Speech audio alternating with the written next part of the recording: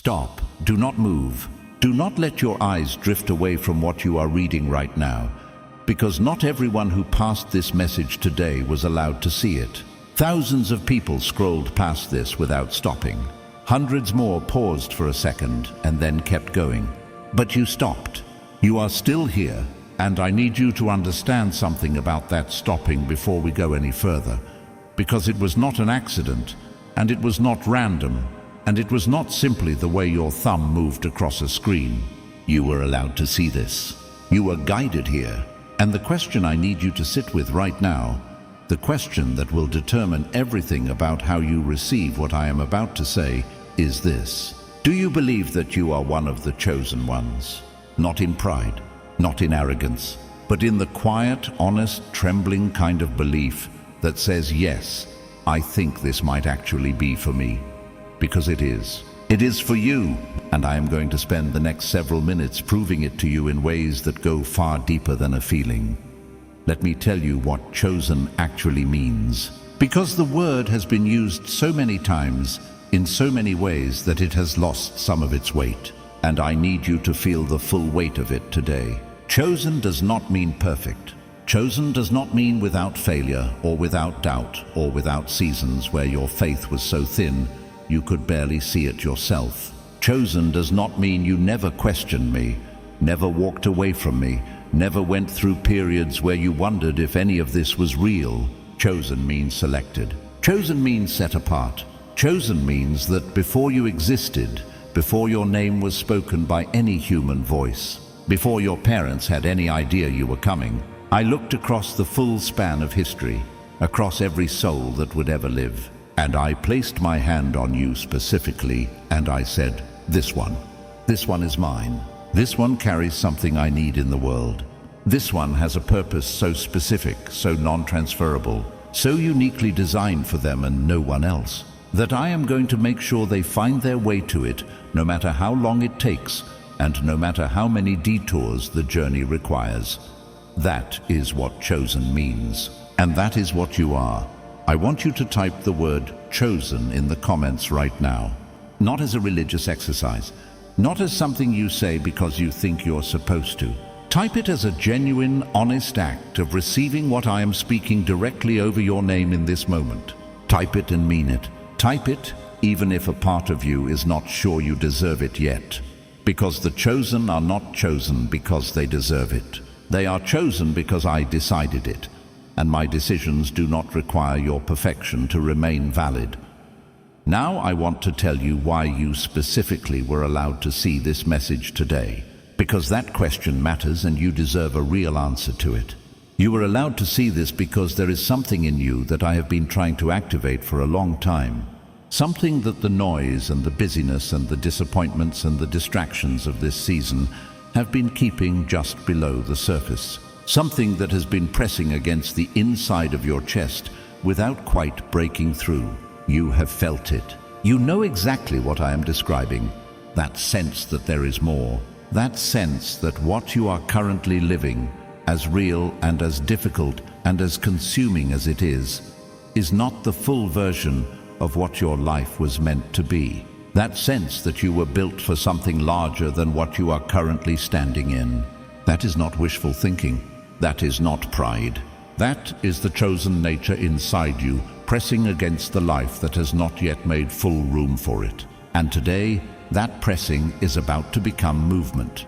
You were also allowed to see this message because you are at a specific point in your journey where the next decision you make carries unusual weight.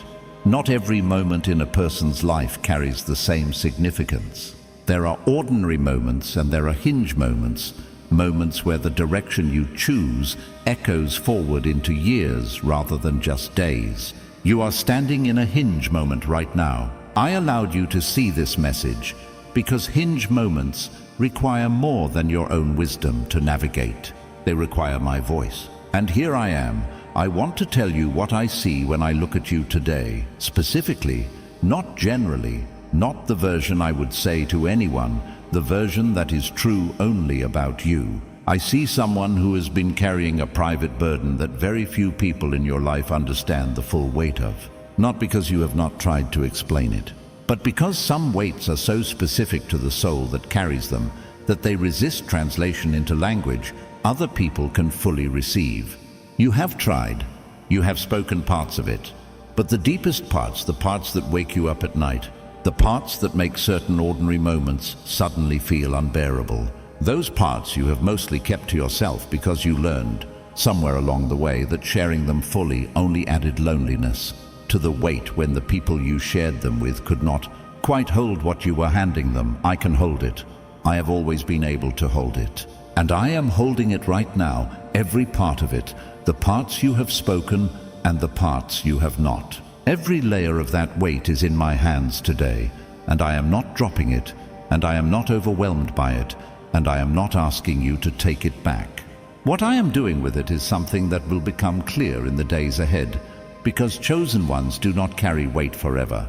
They carry it until the weight has finished its work of preparing them, and then the weight is lifted, and what remains is the strength that the weight produced, strength that would not exist without the carrying, strength that is now part of who you are in a way that nothing else could have built. Type, "I trust what the weight was building" in the comments right now.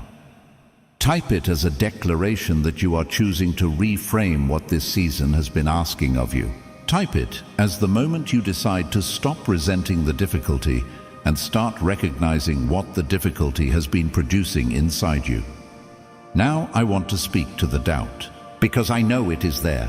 I know that even as you read these words, even as something in you responds to them with recognition and relief, there is another part of you that is watching with crossed arms and asking, "But why me? Of all the people in the world, why would I be one of the chosen ones? I'm ordinary. I have failed too many times. I have questioned too many things. I have gone too long without seeing evidence that I am anything special. Why me?" I want to answer that question directly and completely, because it deserves a direct and complete answer. You are chosen not because of what you have accomplished.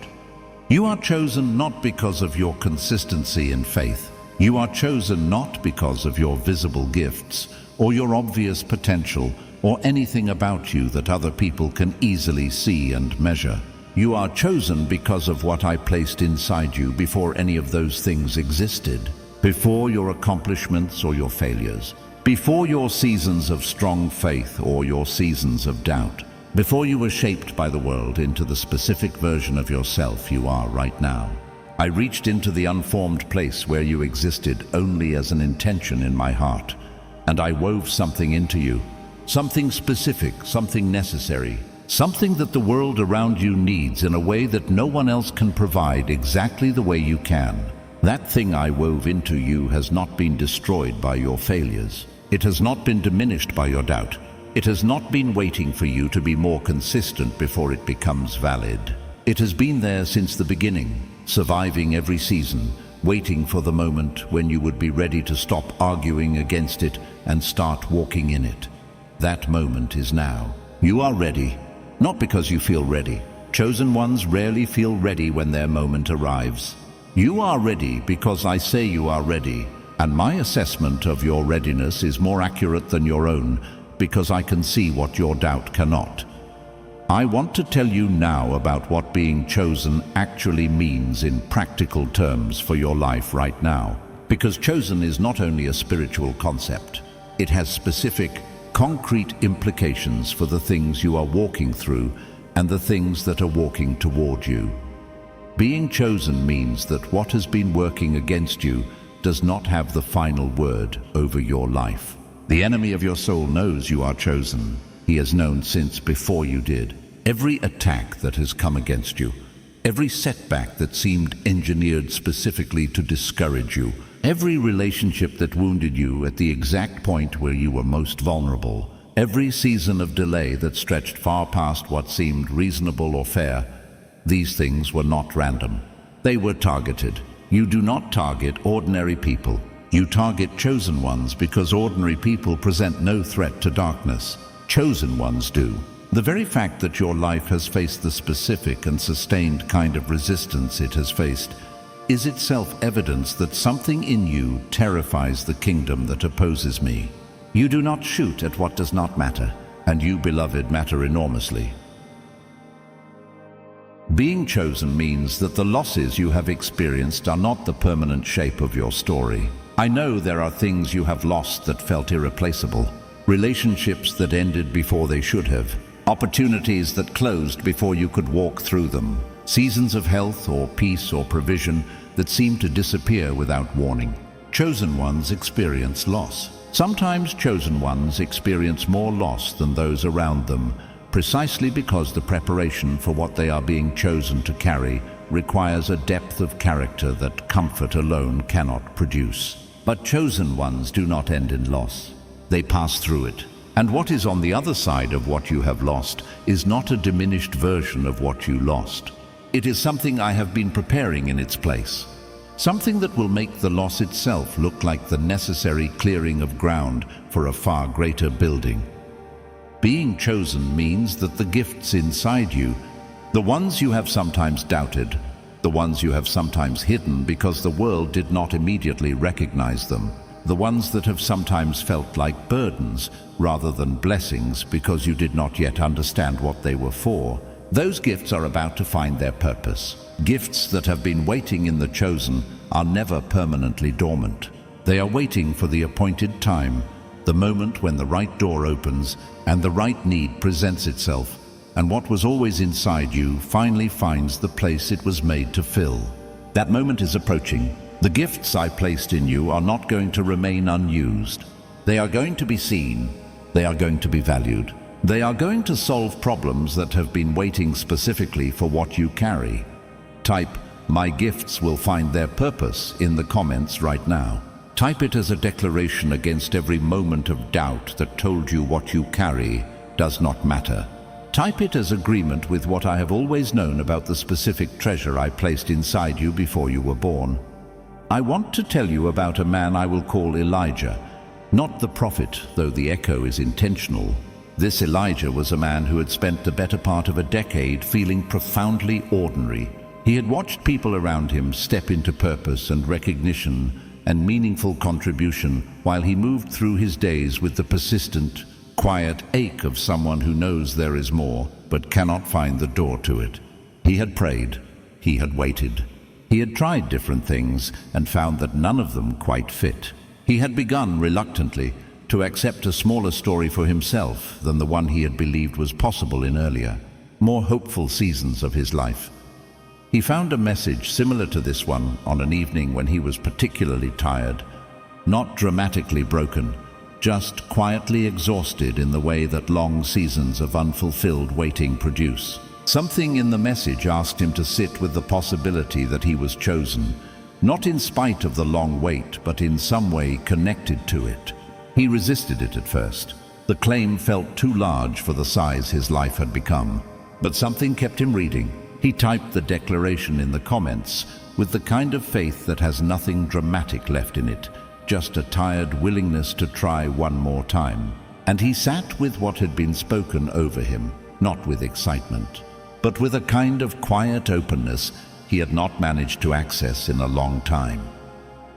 3 weeks later, a conversation he had been putting off for months happened almost by accident when he ran into someone he had been avoiding. That conversation led to a collaboration that used specifically and precisely the gifts he had spent years doubting. The collaboration grew. The gifts that had felt purposeless found a context that made their value undeniable. He said afterward that he did not feel chosen when it started. He felt tired and reluctant and uncertain. But the choosing had nothing to do with how he felt. It had everything to do with what I had already decided. And when the door finally opened, it opened in the exact shape of what I had been preparing in him through every season he had spent waiting. Your door is opening in the exact shape of what I have been preparing in you. The wait was not wasted. The gifts were not dormant without reason. The preparation is completing itself. And what comes through the door that is opening will fit the shape of who you have become through this season with a precision that will make the entire journey make sense in a way it has not been able to make sense until now. I want to give you something specific and practical to carry from this message into the days ahead. Because declarations without direction are declarations that fade. And I want what I have spoken today to stay active in you long past the moment of reading it. First, I want you to begin speaking your chosen identity out loud every single morning this week, before the noise of the day has a chance to speak first. Before you check your phone, before you answer anything, before the world gets its first word of the day into your mind, say this: I am chosen. I was chosen before I was born. What I carry has purpose. The door that fits the shape of my gifts is opening. I will not miss it. Say it even when it feels mechanical. Say it especially when it feels mechanical, because repetition is how truth moves from something you heard to something you live. Second, I want you to do one thing this week that honors the gifts you have been doubting. Not a grand gesture. Not something that requires the world to respond. One small private act of using what I placed in you, writing something, creating something, helping someone with the specific thing you do better than most people realize. Having a conversation that uses the depth of understanding you carry. One act, done not for recognition but as an offering, a declaration that you believe the gift is real even when the world has not yet confirmed it. Third, I want you to release one specific disappointment this week. One thing you have been holding as evidence that you are not chosen. One closed door you have been using to argue against what I am speaking over you today. Write it down, then cross it out. Not because the disappointment was not real, it was, but because a closed door is not proof of exclusion. It is often proof of redirection, and the chosen are redirected, not abandoned. Share this message today with one person whose face came into your mind while you were reading. That face appeared there because that person also needs to hear that they are chosen, that their weight has not been rejection, that what is inside them has not been forgotten. When you carry this word to someone else, you are not depleting what was given to you. You are demonstrating that you have already received it fully enough to give it away. And that demonstration opens the next level of what I have for you. Subscribe and stay close, because what I am releasing to the chosen in this season is coming in layers, and each message I am preparing builds on the one before it. You were chosen to receive this word today. You were also chosen to receive what comes next. Do not be present for one and absent for the other. Here is my final word to you, the word I saved for the end, because it is the one that needs to land last and stay longest. You are chosen, not you might be chosen. Not you could be chosen if you get your act together. Not you were chosen once but may have disqualified yourself since then. You are chosen, present tense, active, unrevoked, unconditional, chosen before you were born, chosen through every season, chosen right now in this moment with everything this season has done to you and everything you have done and everything you have failed to do. None of it has changed the choosing. None of it ever could. The question I asked at the beginning was, are you one of the chosen ones? The answer is yes. It has always been yes. I need you to stop living as though the answer might be no. I need you to stop carrying yourself with the posture of someone who is waiting to find out. The waiting is over. The answer has always been yes. Walk in it, receive it. Let it change how you enter every room, how you approach every decision, how you carry the gifts you have been doubting, how you face what is still ahead. You were chosen before you were born. You were chosen through everything that tried to convince you otherwise. You are chosen today, and what I have prepared for the chosen for you is already on its way. Receive it. Believe it. Walk in it. Amen, amen, amen.